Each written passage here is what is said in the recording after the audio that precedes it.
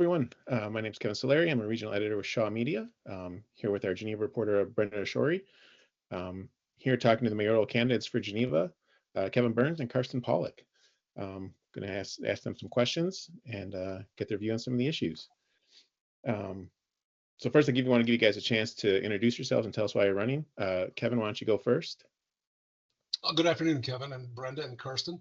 Thanks for the opportunity. I've called Geneva home for 51 years. I moved here in 1974. I was the fourth house to call Pepper Valley home. I have two older brothers, a younger sister. I have three grown daughters, four grandchildren.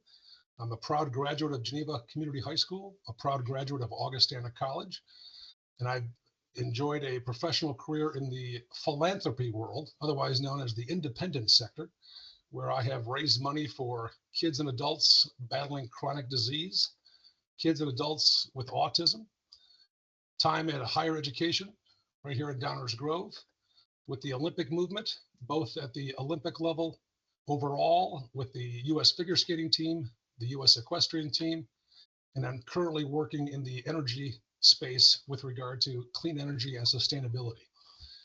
I have brought the talents and skills I've learned in philanthropy to my work in Geneva, on the library board, the Planning and Zoning Commission, on the City Council, and as mayor. I understand intimately that any candidate running for office and any candidate who is elected to office must serve the needs, the desires, and the plans of a community. I have done exactly that as mayor, and I have pledged to do that again moving forward, specifically with respect to the 2030 strategic plan. As all of you know, more than 2,000 residents and business owners participated in crafting a 2030 strategic plan that calls for, amongst other things, strong governance, an engaged and informed citizenry, purposeful development and economic vitality, strong infrastructure, quality services, and creating and cultivating a welcoming, active, and safe community. Those are the GPS coordinates the next mayor must follow. I have pledged to do exactly that, as I've done before, and I look forward to help shepherding those successes for the next 4 years. Okay, thank you, Kevin. Karsten, why don't you introduce yourself and tell us why you're running? Sure. My name is Karsten Pawlik. I'm first generation. My parents were both from Germany. They met in Lincoln Park at a German dance club. I was taught to work hard and most importantly, to work smart. I lived in Wheaton, Bloomingdale, and Roselle. My parents moved to Florida when I was in high school there, came back to work to the Chicagoland, and I lived in Elgin before choosing to live in Geneva. So me and my wife choose to live in Geneva 24 years ago. Been married to Kelly since 1997. I'm the father of Bailey, and I have three grandchildren who live in Texas. My son Aiden is a senior at Illinois in civil engineering, went through the Geneva school system.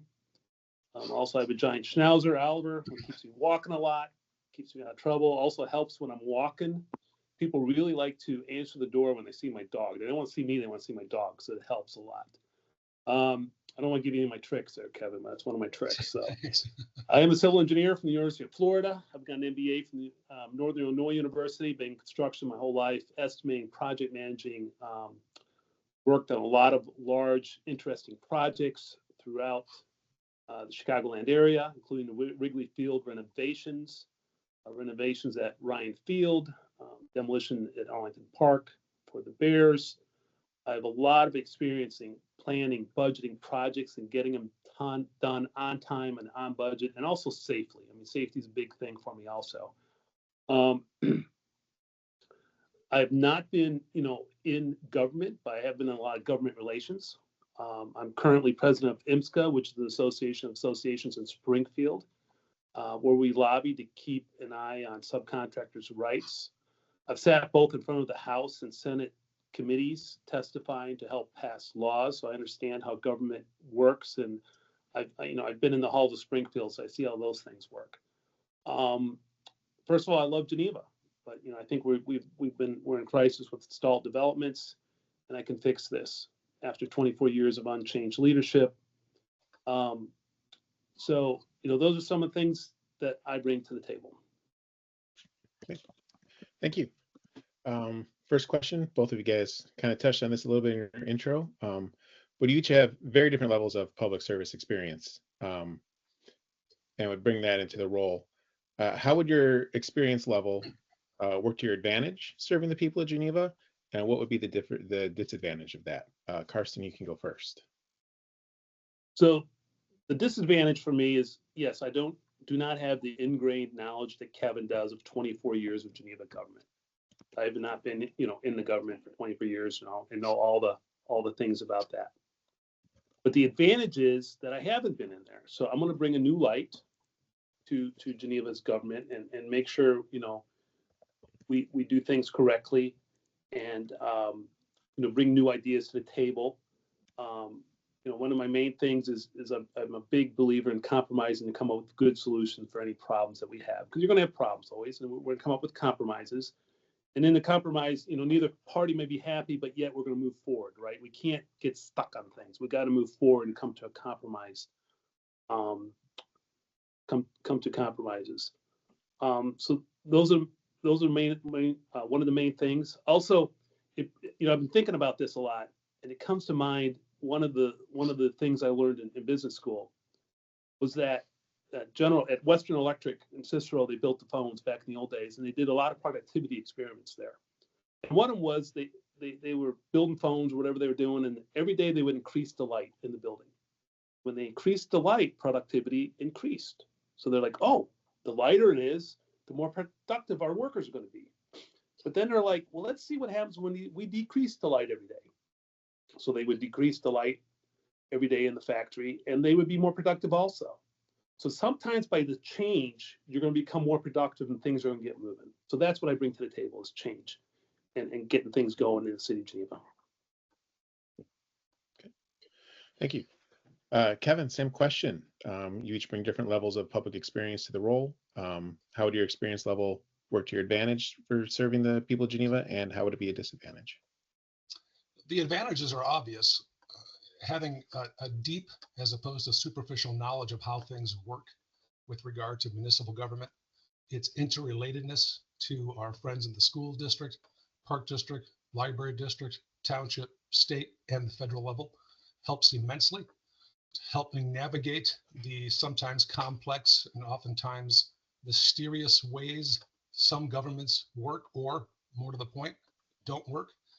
Helps a great deal.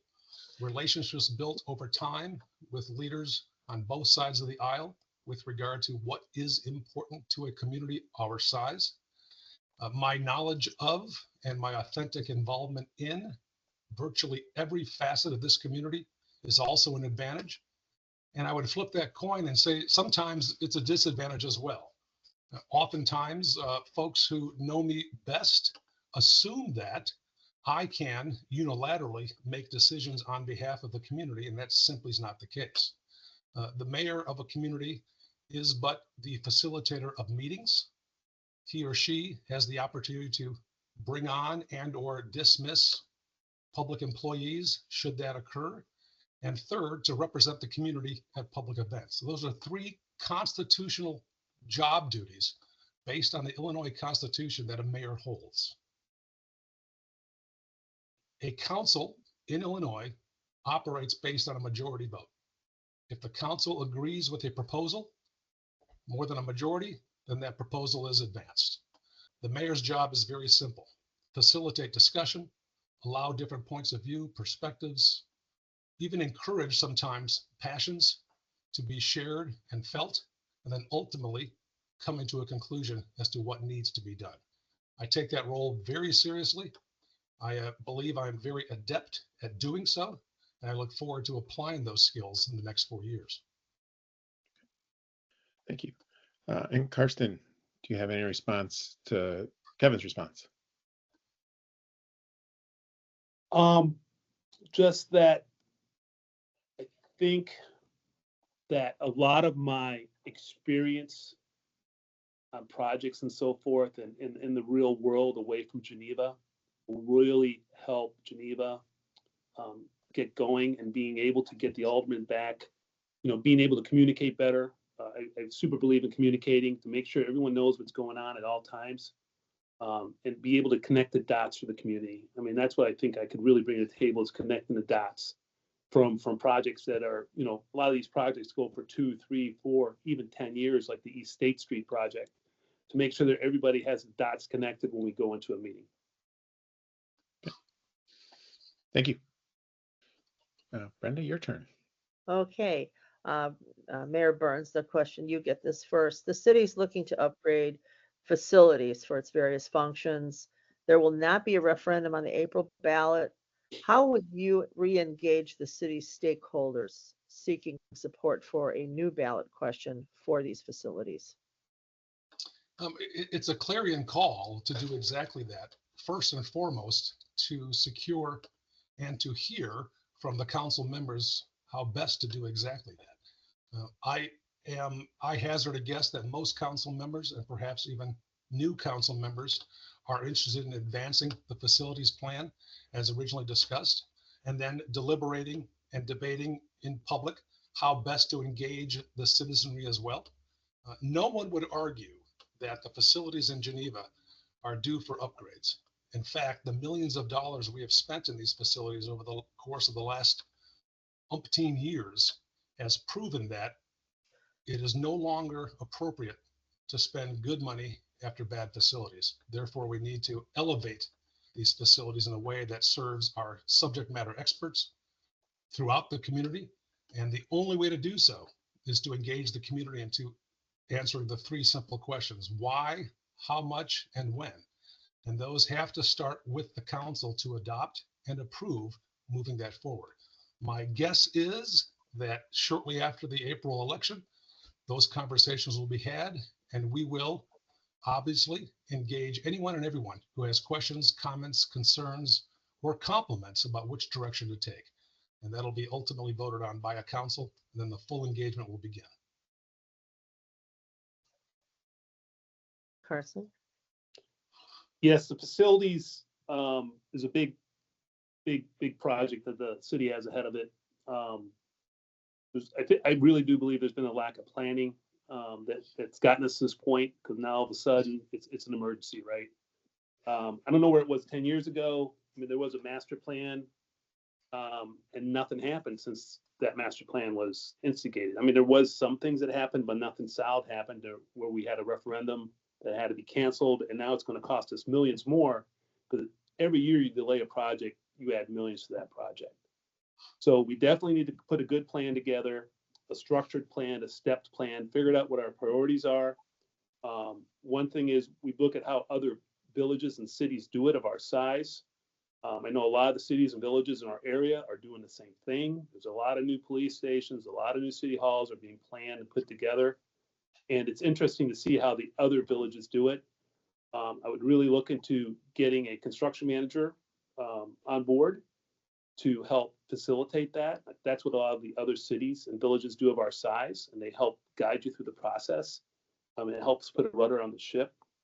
So we really want to put together a good plan and go forward with it, so that the village, you know, that the residents are very well informed and have a good feeling of what's going on in the future.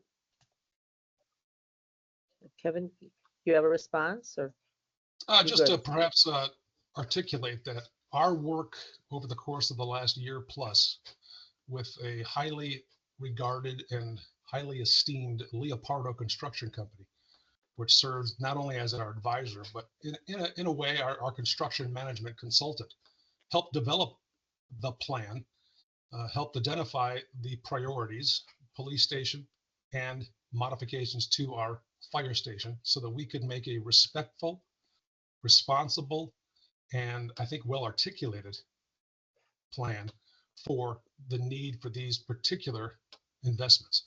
We as a council chose, the council chose not to advance a new city hall and not to advance some significant needs at Public Works, so that we could scale back the anticipated impact of a referendum question. We're confident in the work that was performed. That work was performed in public. Multiple meetings were held, multiple discussions, at council meetings, committee of the whole meetings, and public engagement forums. Unfortunately, we had to do a course correction on that, but we are prepared to move forward should the council and the community encourage us to do so. Thank you. Karsten, this is going to be you first. What changes do you think Geneva will see in the next 10 years? And if elected, how would you ensure that the city is prepared for them? So the changes, the physical changes, which is what everybody can see. I mean, we really want to, get the State Street project going, the East State Street project. It was let last Friday at the state letting. Low bid came in around 30.6 million. So I really want to make sure that the city hopefully has the funds to come up with their part of it. Their part of it, according to my calculations, is going to be around $12 million. The city has to pay for the water, the sewer, and 20% of the rest of the project. So hopefully the city has that money set aside in bonds or whatever, so that project goes forward, because that's going to be a big deal for the east side and the rest of the city, that we have a nice entrance to the city. Also, we want to get the mill race in developed in whatever form it is. But as you're coming into town, you see the mill race in to the left, the old mill race in property. It's developed, it's vibrant, it's producing taxes, it's a good place for the more housing you have in a community, the more affordable housing would be available, right? The less housing there is, the less affordable housing you can have. So the more housing there is in the city, the more affordable housing we can give. So we want to have nice housing there. And then, as you're going into the town up State Street, we have the storefronts are full, vibrant community, people walking around, maybe cafes and flowers. We take a left on State Street or on 3rd Street. And again, we have everything, we have stores filled, and it's vibrant and well maintained. And, that when we get to the end of the street, the Dukes of Lee is something that is a cool place for people to hang out, good family place. And also over on the west side, the Randall Road corridor, that the Commons, that is fairly full. I mean, that's important. Also, the Randall Road portion of our city is very important to our retail and to our tax base, to make sure that we pay attention to that also, and that's a nice, best in class shopping place for people to come from other communities around us. And then the west side, we got the prairie. The prairie's awesome. Have you ever been out there? We got all that land out there, to make sure that we keep that up and keep the prairie and keep our bike paths and keep all that up.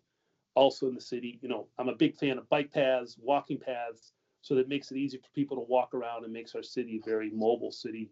So when you get off a train, you can walk around and stuff. When I was getting signatures and I talked to people in places in the city, it's not a lot of people from Geneva here. A lot of times, it's a lot of people from all over the place. People come here from everywhere. They come here from Oswego. They come here from Lombard. They come here from DeKalb. There's people here from all over the place in Geneva, enjoying the beautiful things we have. And we increase our tax base and have more businesses, that'll make less of a tax burden for our homeowners. So that's the vision I have for Geneva. I know there's a lot there, I think, but I'm not going to complain about more and longer answers. I wouldn't be any good at my job if I did. Kevin, same question. What changes do you think Geneva will see in the next decade, and how would you ensure the city is prepared for them? Well, let me share with you a little perspective, Kevin. From 1990 to 2000, Geneva grew from adolescence to adulthood. When the Randall Road corridor was developed, when downtown changed dramatically from, most would agree, a sleepy little community where at 5 o'clock, most people left. When I first became mayor, I believe there were approximately 10 to 12 restaurants in our downtown and throughout the community. There are now more than 100. Karsten's absolutely right. Nearly 85% of all sales made in Geneva, that's Randall Road and downtown, are from folks who do not reside in the 60134 zip code. We are indeed a destination community. Nearly 500,000 people a year visit our community, in concert with the good work we do at the Chamber of Commerce and independent stores as well, who host events, who curate opportunities to come visit, who stay at our hotels. That's all part of the mix. Physically, we are a 10 square mile community. We have nowhere else to grow, so we must refine and continue to revisit how we attract those who visit and those who call Geneva home. Karsten is also right with regard to lowering the property tax. As all of you probably know, beginning in the fiscal year 26 budget, the city of Geneva's property tax will be the lowest it has been in 44 years. By keeping our costs as a city low yet responsible, it provides opportunities for others to invest. Certainty and continuity also helps large companies choose Geneva. Our affordable electric rates, our responsive and responsible water and wastewater has helped spur a significant, and I would argue a very much welcome industrial base that has helped balance our tax burden throughout the community. So in 5-10 years, you'll see Geneva completely built out. And then we have the joy and the responsibility of focusing on how to maintain what we cherish, what we celebrate, what we think is important moving forward. Okay, thank you. And Karsten, an opportunity to respond. Also, besides, the businesses and the look of Geneva, we also want to make sure that Geneva is a welcoming city for all types of people, right? I mean, my parents, I'm first generation. I don't look it, but I didn't speak English when I was a little kid. I spoke German. I used to be made fun of in school for not speaking weird. So, I understand. I've been in those shoes, and we want to make sure that, that we're inclusive for all people and have a very welcoming community. More than we already have it, but even more than we have now. And Kevin, let me amplify and acknowledge Karsten on that statement. I appreciate that very much. I have, as our beat reporter, Brenda knows, been an ally for a welcoming community. I have spoken up about and against those who use language that is demeaning to others. And you're right, we need to be a welcoming community for all, irrespective of perspective, irrespective of socioeconomic status, irrespective of who you love, how you worship. Geneva welcomes all. And that is a challenge often, but it's one that I have embraced fully and the one that I continue to carry out. Thank you. Karsten, I just want to make sure you ensure you get the last word if you wanted to, just to keep things fair. Yeah, no, that's fine. We're good. We can move on. We're on the same page. Okay. All right. Thank you, gentlemen. Appreciate it. Thank you. Okay. So the next question goes to Mayor Burns first. Tell us how the city supports its business community and what could be done to improve it going forward. The city of Geneva itself supports our business community in a multitude of ways. First and foremost, having a mayor who's present, available, and responsive to business needs. Just the last 4 years, I calculated just the other day that I've attended, supported, encouraged more than 100 events celebrating the opening of new businesses. I have worked with independent businesses and national chains, regional chains, to ensure that when they choose Geneva, they're choosing the proper community. When there is any issue regarding permits, what have you, we look into those opportunities. We collaborate with the business owner and our professional staff and subject matter experts to find solutions to streamline and get these businesses open.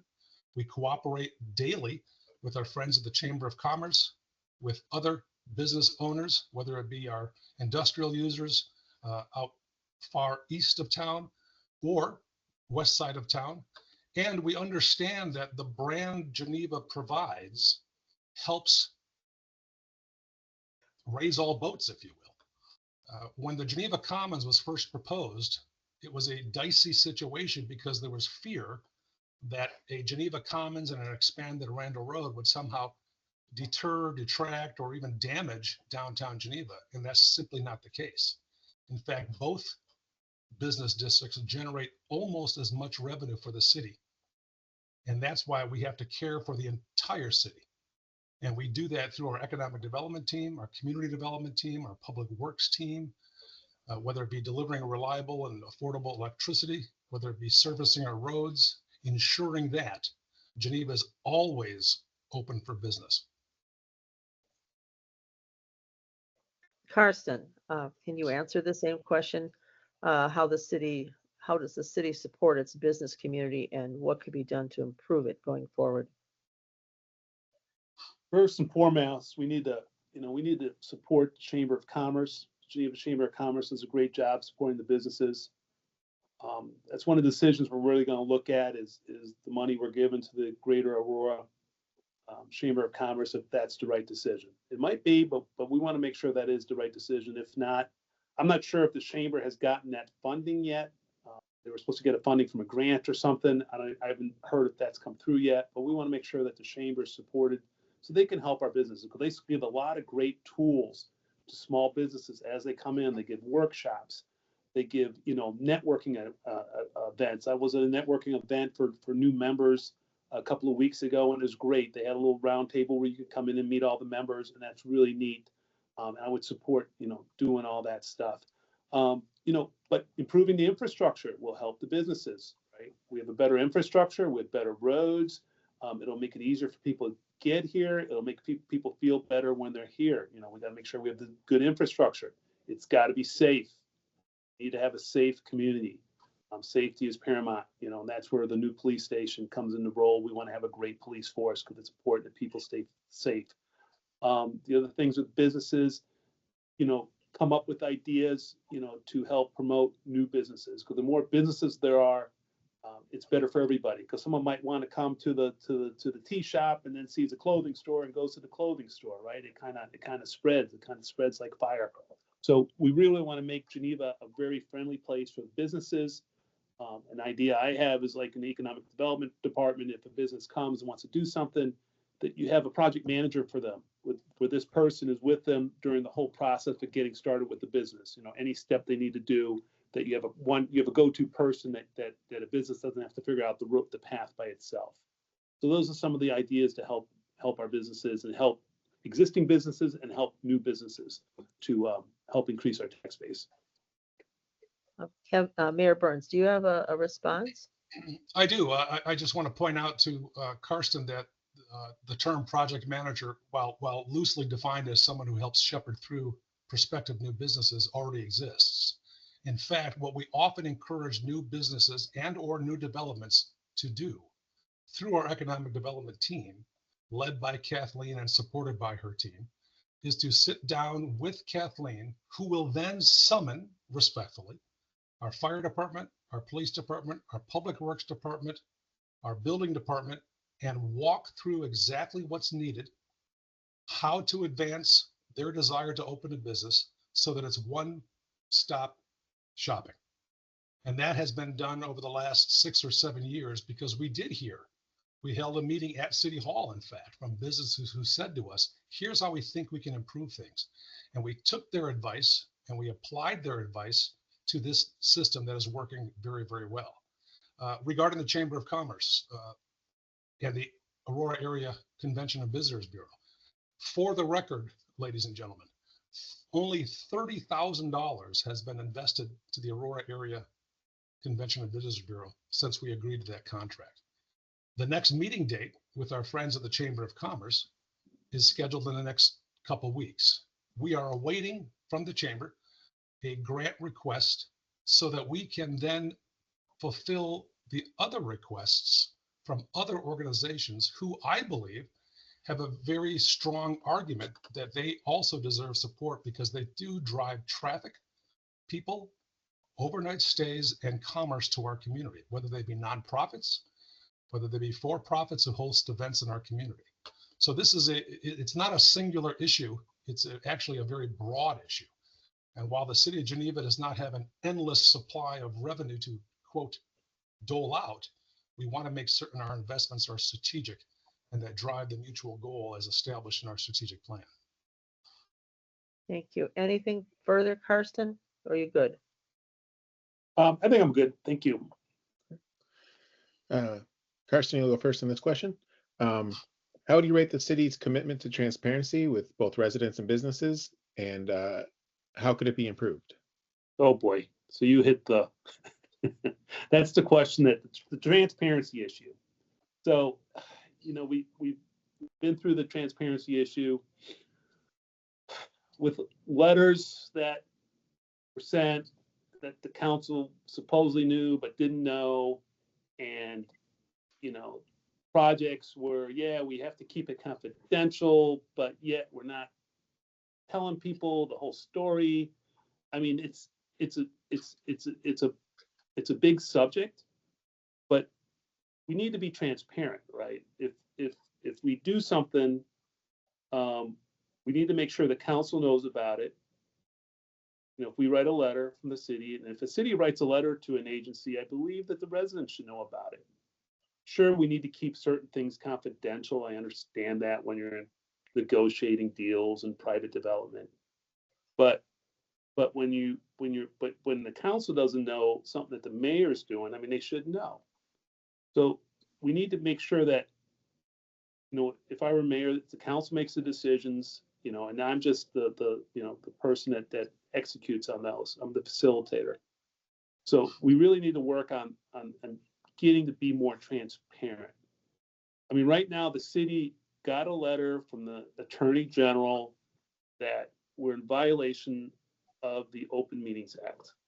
There was a letter sent last week, I believe. I mean, everybody knows about it. It's no secret.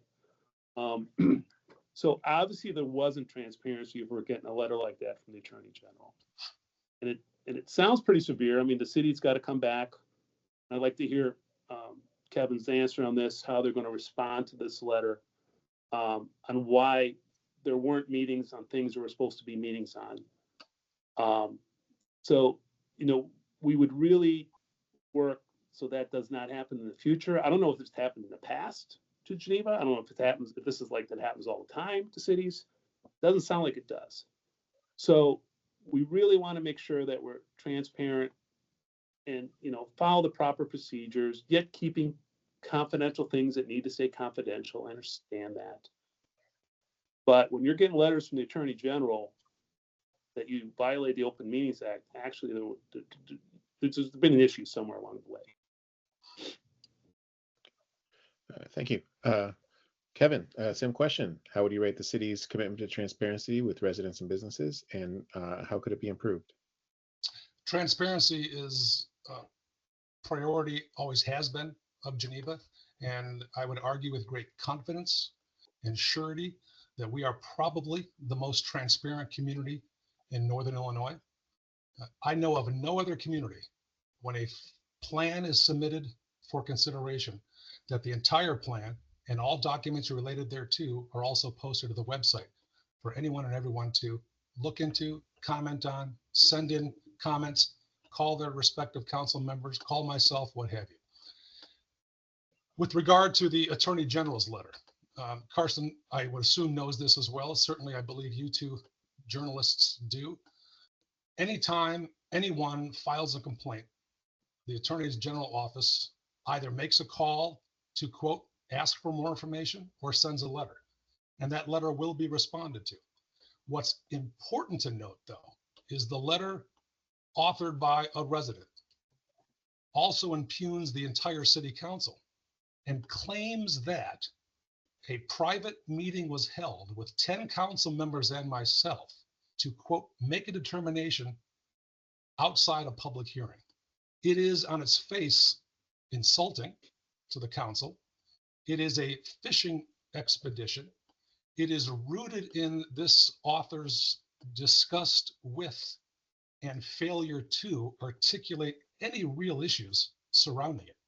That letter must be responded to by March the 18th, and it will be. And that letter will be made public, just as the accusation was made public to the city council as well. So it's tough because there's not a fine line, in my opinion, between those who do read and those who don't read. Their fate is the same.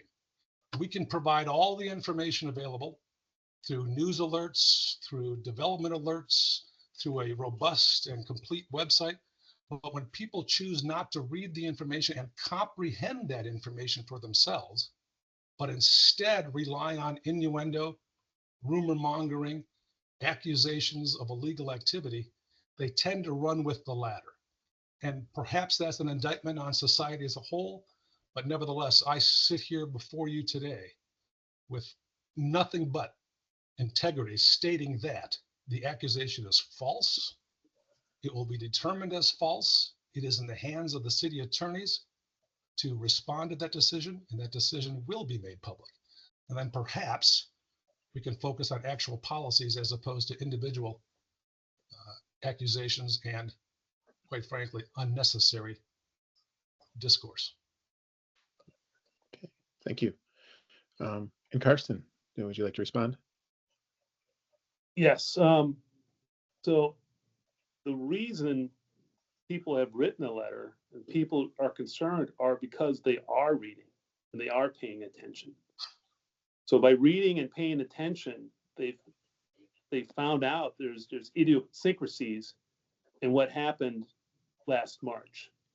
So in March, the mayor wrote a letter to Illinois Department of Housing Authority, and supposedly this letter was approved by the city council. So it's with the city council's consent that he wrote the letter, but there was no meaning for it. We can't find anywhere in the meeting minutes. We can't find anywhere and Kevin did bring up in the Daily Herald interview a couple of weeks ago, which was posted yesterday, that it was in there somewhere and that the councilmen did not read it. Well, we look back and I cannot find anywhere that this letter was in there to the Illinois Department of Housing Authority and that the councilman just didn't read it.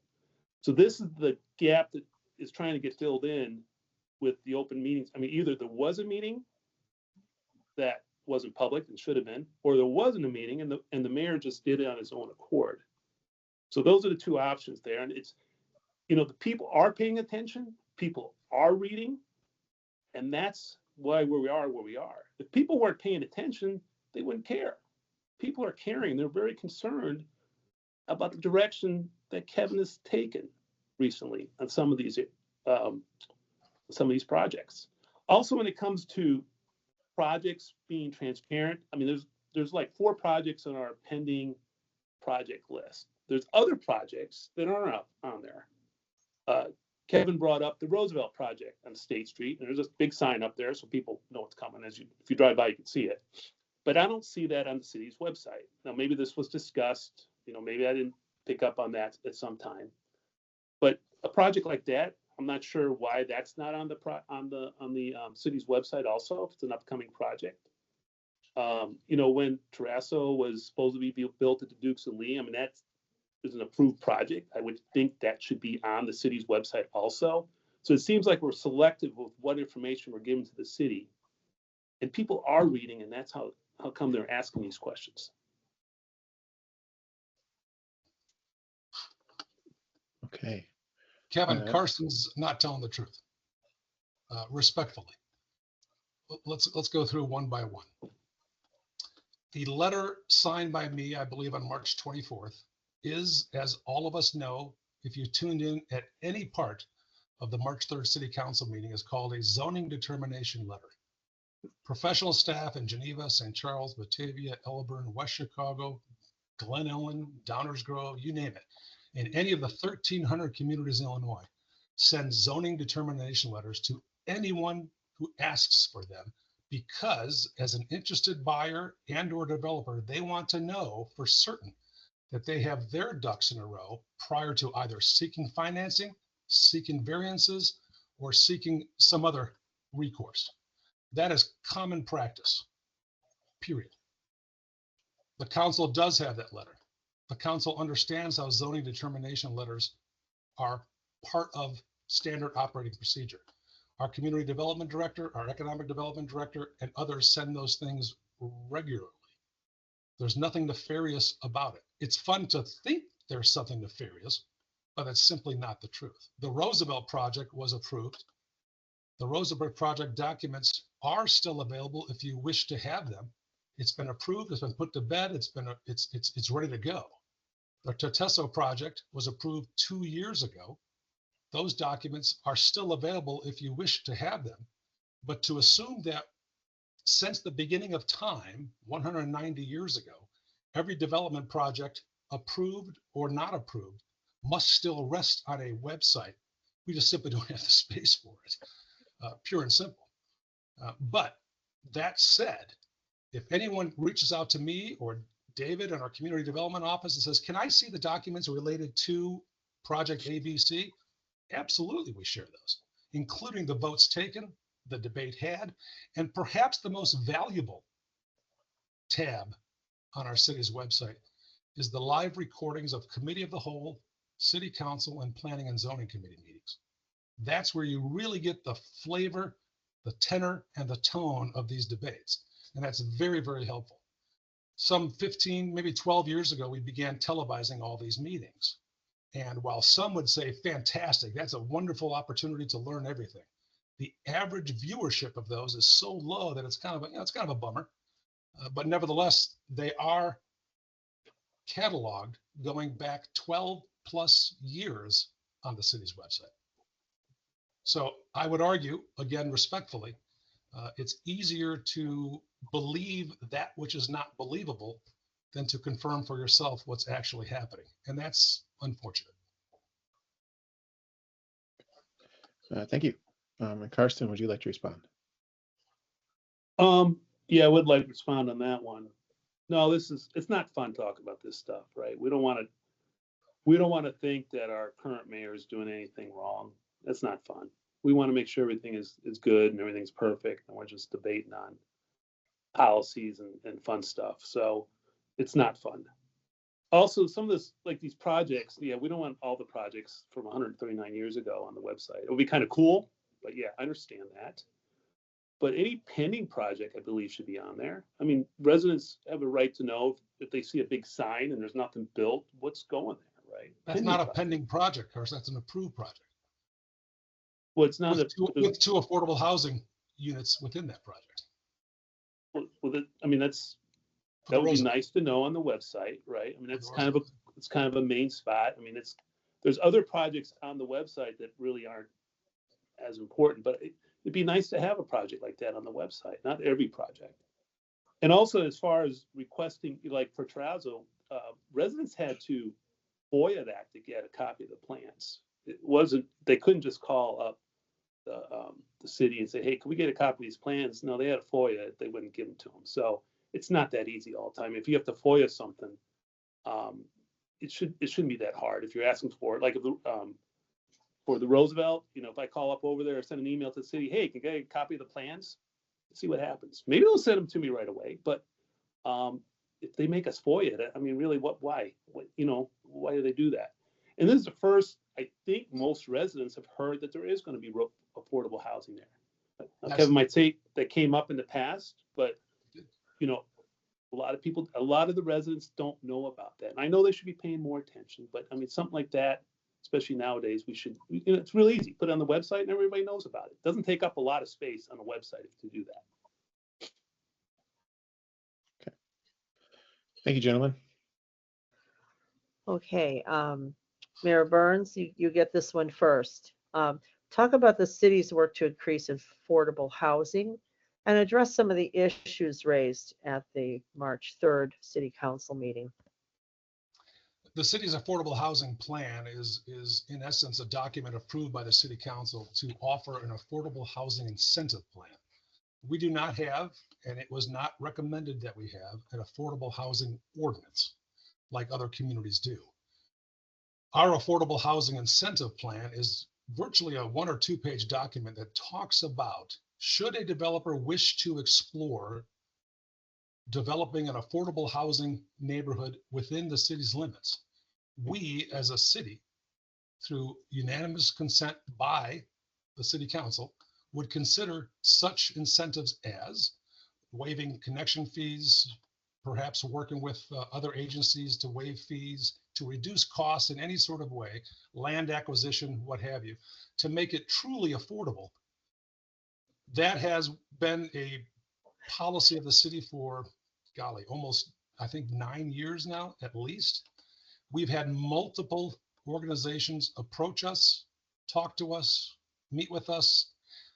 Some have chosen to move elsewhere, move on, call it a day. And that's the reality. Oftentimes folks come in and talk about ideas and then they never materialize. The meeting on March 3rd at City Council under public comment was at its very root disturbing. It is difficult to sit at the dais and hear such language used when describing people of a different socioeconomic status. In particular, it's disturbing to witness others in the audience applauding such language, yet then say, when it's their turn to speak, don't get me wrong, I love the idea of affordable housing or affordable senior housing, but just not there. And that's tough. And if any of you have endured the last 4 or 5 years, when Geneva's first full neighborhood of affordable housing was developed, it's really the same game plan. I love my neighbors, but I just wish they weren't so close to me. I care about those who need affordable housing, but just don't build it next to me. And what oftentimes is forgotten, that Geneva has approximately 8,000 housing units. Nearly 580 of those units are affordable based on Illinois statute and the average area income statistic. Affordable housing is throughout the community, but some have taken this opportunity to demean, to disparage, to call names of those who happen to live in one neighborhood because an unfortunate event occurred and they have politicized that event. The very first day when Emma's Landing was opened and the celebration was had, comments began with, "This is great, life is good. I wish it could only be for Geneva residents," which of course is illegal. The federal housing laws apply to even our little community. And then when the tragedy occurred, the first response wasn't, "Oh my gosh, how can I provide support to the daughter of the mother and the sister to the brother whose lives were taken?" Sadly, and perhaps most depressingly, the first comments were, "This is going to affect my property values. This never should have happened. I told you so." And when comments like ghetto are stated at a public meeting, not once, not twice, but multiple times, and when accusations are made that somehow I am receiving a cut of all developments approved, particularly affordable housing developments, and they are applauded by the audience, including applauded by my opponent, and it's on video, that's unsettling. We serve to do the very best we can with the information we have. We rely on our subject matter experts. We rely on community input, but nobody should be disparaged simply because they don't make as much money as someone else. Nobody should be taken to task simply because they happen to live somewhere else and too close to me. That's unfortunate. And that should be spoken out against. That should be disavowed. That should be immediately and clearly denounced. Carson? Carson, same question? Yes, I'm sorry. First, there's some heavy stuff in there, so I'm kind of absorbing it. I mean, first and foremost, we give our sympathy to the family and everyone that was affected by the tragedy. Okay, no matter what, as a city, I mean, we have to come together when a tragedy happens. And a lot of people did come together, and Kevin's not bringing the good parts out of the city either, because a lot of people did come up and helped out. I know I go to St. Peter's Church and they did something for the family and the victim. And a lot of people did reach out to help the family. So let's point that out, you know.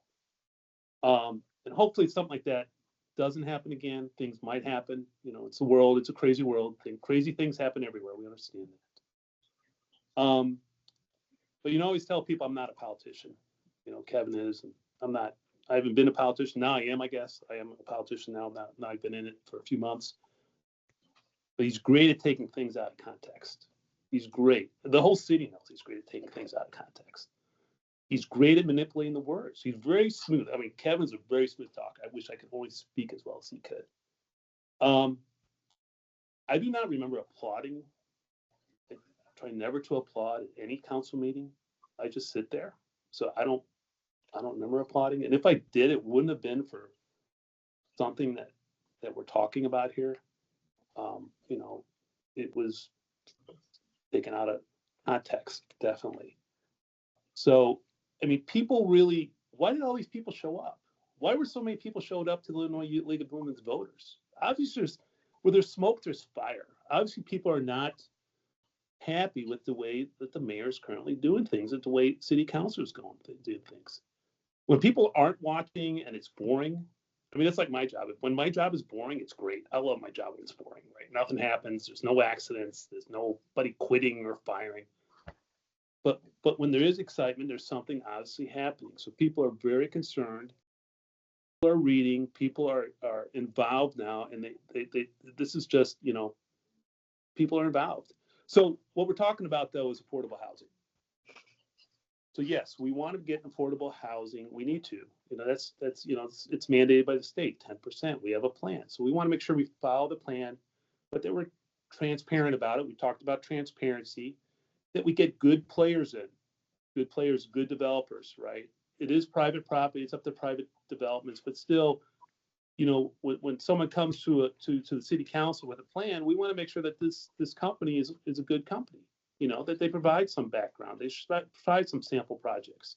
I think that's okay to do, even though it's private property. You know, if they're going to ask us to be partners with us, you know, we both got skin in the game. I mean, they got to, you know, they got to let us know that they're okay players to play with. So, you know, those are some of the ideas that, you know, is with affordable housing. There's a lot of opportunity for it in the city.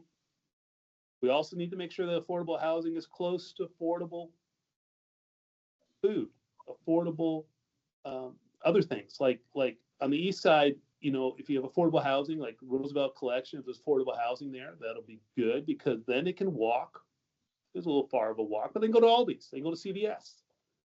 You know, they can go to places. There's affordable places to eat over there. You know, if you put affordable housing on 3rd Street, they're not going to go onto 3rd Street restaurants. So that's not for, you know, it's a little different crowd. I mean, by Emma's Landing, even it's hard for those people. And we have it there, but they don't have any support. I mean, there's not even a manager on site, right? There's nobody there, you know, to help the people if they have issues. I mean, we met when I walked. I met some elderly people. They had friends that lived in Emma's Landing, and they were super happy they were able to live there. But they said they're scared living there, and there's loud noises, but they're afraid to say anything. They don't want to say anything because they don't want to lose. They don't want to leave from living there. They like living there, but they're afraid to say anything about the issues that are there. So we just need to make sure we do it right, just like we do anything else in the city. Let's do it right. Let's be transparent about it. I mean, we don't need to be playing games. This is not fun. This is serious stuff. We want to make sure we do it right so that we can help everybody. Our current residents, our new residents, our businesses, our police department, fire department. I mean, it's everybody gets affected by these things. So we really want to make sure we do things right. Mayor Burns, would you care to respond? There is an on-site manager at Emma's Landing, 5 days a week. There's also an emergency number that any resident can call. I am a little shocked, however, that not knowing what affordable housing is defined as in our community, and likely St. Charles and Batavia as well, since we share that area of average income zone, a minimum income has to be approximately $60,000 to live in a Illinois Housing Development Authority sanctioned affordable housing unit.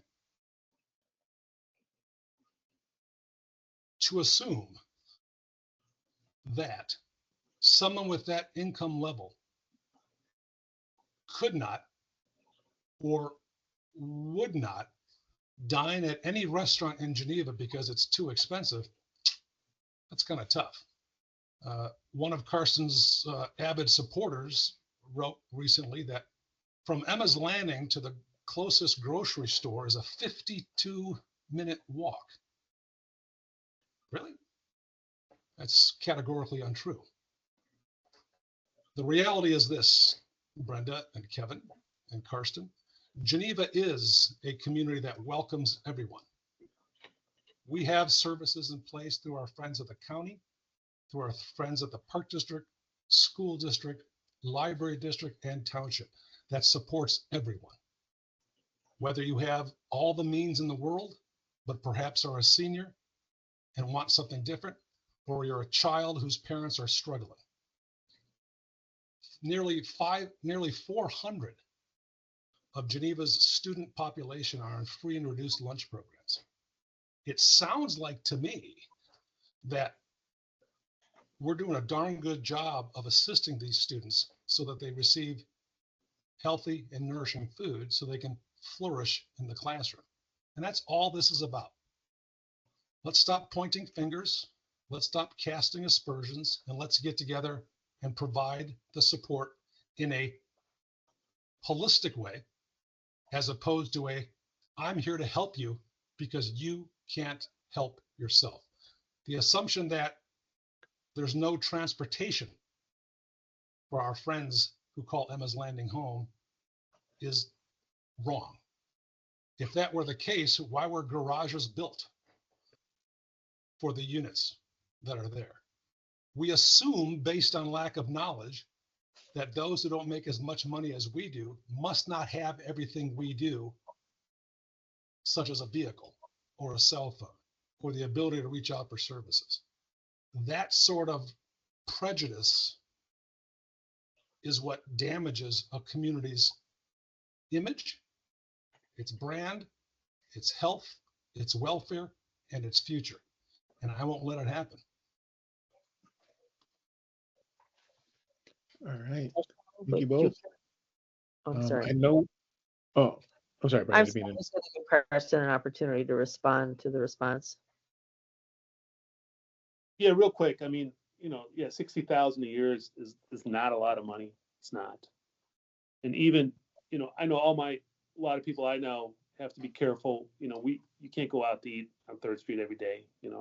I bring my lunch every day to work. I eat soup. I bring my lunch because everything's expensive. Doesn't matter how much money you make. It's expensive to eat on 3rd Street. And when it comes to transportation, it's more for the concern for the senior transportation. A lot of seniors, when I walk around, that's the question they did ask. They like transportation. It doesn't matter what neighborhood we're in, especially like Emma's Landing. There are quite a few seniors. There are handicapped people in Emma's Landing, and to have transportation that they could take where they don't have to drive their own car. Especially at night and stuff. The seniors are very concerned about that. So those are just a couple of things that came to mind. So that's it. Thanks.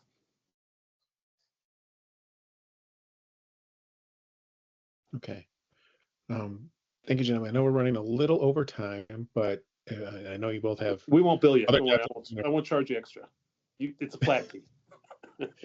I appreciate you taking your time out of a work day. Brent, this is Brendan and my job, but definitely not your guys. But I would like to give you guys a chance for some closing statements before we sign off. If you have time, if you have other stuff to attend to, I understand we don't get this in every one of these interviews, but if we have time, I'd like to do it. Yay, nay? Yes, of course. Sure. Okay, sure. Kevin, you went first with the opening statement, so Karsten, why don't you go first with the closing? Sure. I mean, first of all, I love Geneva. Geneva's a great city, but I believe we're in a little bit of crisis with stalled developments, bad decisions on developments, failed referendum attempt for new city infrastructures as examples. I think I can fix this. Help us move along on this.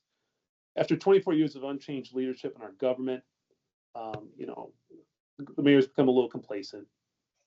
There's noticeable lack of concern or motivation to address or foresee potential issues. It's not out of malice, it's or neglect, but it's just out of the belief that everything is fine. A lot of people think everything is fine, but it's not. We need to challenge ourselves, look into the future with fresh eyes and an open mind. Change has to happen for this complacency to stop. I'm running for office to help make this change happen.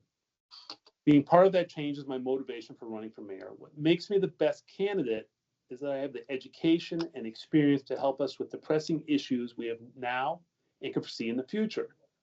My experience dealing with legislators and lobbyists is a major asset when dealing with the state. My experience in business and development will not only benefit us all in addressing our police, fire, and city hall needs, also State Street, but ultimately save the city millions of taxpayer dollars. So thank you very much. Thank you, Kevin. Thank you, Kevin. Thank you, Brenda. Thank you very much for your time. Thank you. Kevin, closing statement. I echo Karsten with regard to thanking all of you. By not being involved in, informed about, and inspired by the community you want to serve, the title mayor means nothing at all. Being mayor of Geneva is not and never has been about barking orders. It's about building momentum to pursue the strategic plans developed by the citizens and business leaders who call Geneva home. The Geneva brand is something to be curated and cultivated on by all stakeholders, the council, professional staff, citizen volunteers, business leaders, and most importantly, the mayor. I am proud of my record, and the success I've helped advance is the direct result of my authentic involvement in all facets of our community. My deep understanding of the interconnectedness amongst and between all governing bodies doing good work and being present, accessible, and available is vital to ensuring our work together stays focused and forward moving. Geneva's potential isn't something we hope for. Our promise isn't something we wish for. On the contrary, both must be pursued and embraced by a mayor who knows Geneva, understands Geneva, and has invested his time, talent, and treasure in the important and sometimes inglorious work of community building. Early voting has begun. If you haven't done so yet, cast your ballot for me. On April 1st, cast your ballot for me as well. Geneva's future is bright, and I look forward to helping shepherd an even brighter future as your mayor. Thank you. Thank you. Thank you, gentlemen. I appreciate you taking your time out of your day to be here, and I know you're both very busy. Thank you.